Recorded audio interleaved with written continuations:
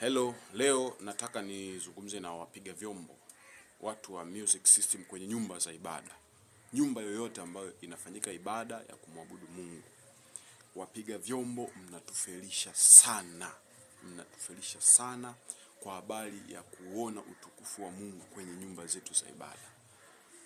Kwa sehemu mmehusika kuturudisha nyuma kwa habari ya kuona utukufu wa Mungu kwenye nyumba za ibada. Kwa sababu wapiga vyombo ni wavivu wa kuomba, wapiga vyombo ni wavivu wa kutoa sadaka, wapiga vyombo ni wavivu wa kusikiliza neno la Mungu. Kwa sababu wakati yanafanyika hayo mambo, nyie mko busy na vinanda, mko busy au mnatoka kabisa nje ya nyumba za ibada, mnaona kama hayo mambo hayawahusu. Nyie kazi yenu ni kupiga vyombo na kutoka. Mnatufelisha. Mungu anasikitishwa sana na hiyo hali. Kwa hiyo ni rai yangu kwenu kwamba hii hali muirekebishe mapema na haraka iwezekanavyo, ili tunapokuwa kwenye nyumba za ibada basi tumfurahie Mungu na tuone utukufu wa Mungu ukishuka katikati yetu. Mungu awabariki sana.